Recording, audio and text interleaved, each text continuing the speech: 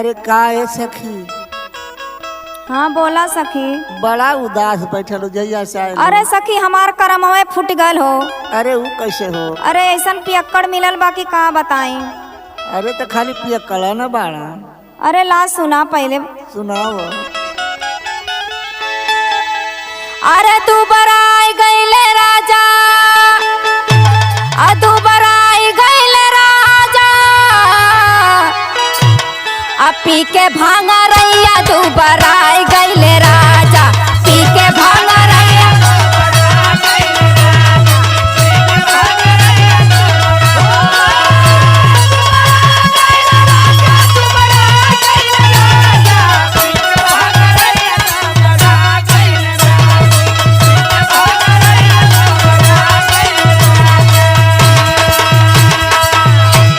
ए सखी जानत हो?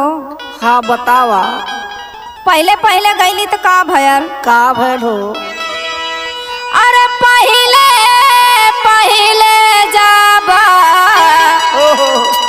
गईली गवनवा, पहले जाबा गईली गवनवा,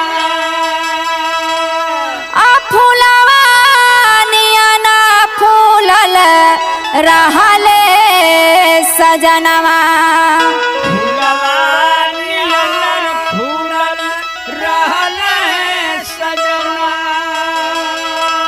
अरे सखी का बताई होला सुना। तब का भल हो? अरे तनको जा बोली, अरे तनको जा बोली गुसिया जाले राजा, पी के भांगा रैया तू बराई गईले राजा।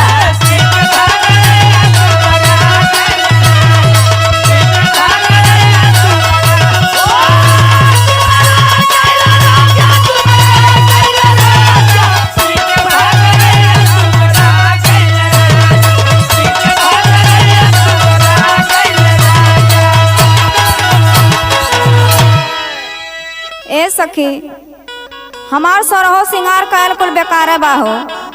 ऊ काहे हो? ला सुना। सुनावा। अरे सरहो सिंगारा कई के अब बैठी अंगनवा,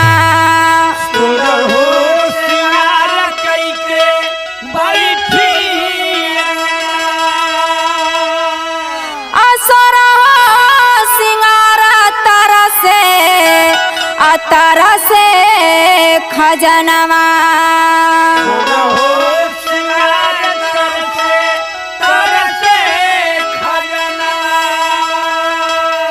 और ला सुना सखी। सुनावा।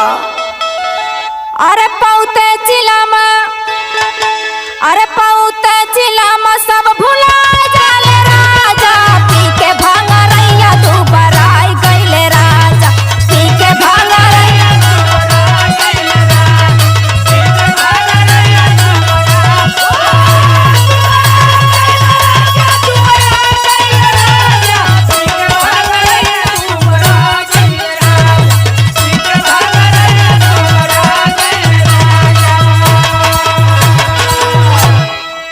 ए सखी बड़ा बाउर बड़ा का हो?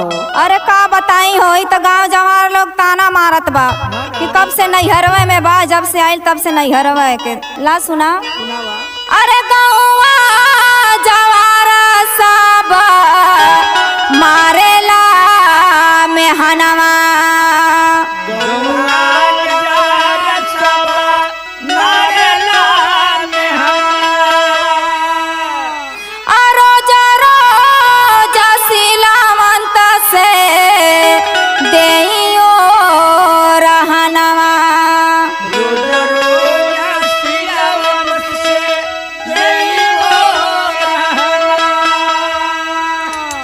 इतने ना सखीला सुना। हाँ सुनावा हो।